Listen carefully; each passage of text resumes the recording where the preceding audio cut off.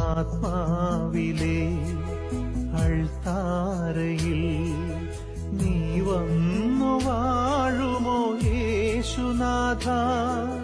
നിന്നെ ഉൾക്കൊള്ളാൻ കൈകൾ കൂപ്പി അൾത്താര മുൻപിൽ നിൽക്കുന്നു ഞാൻ. നിന്നെ ഉൾക്കൊള്ളാൻ കൈകൾ കൂപ്പി അൾത്താര മുൻപിൽ നിൽക്കുന്നു ഞാൻ.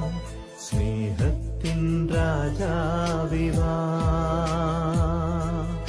എന്നുള്ളിൽ വാഴാൻ വാ. നീ വന്നി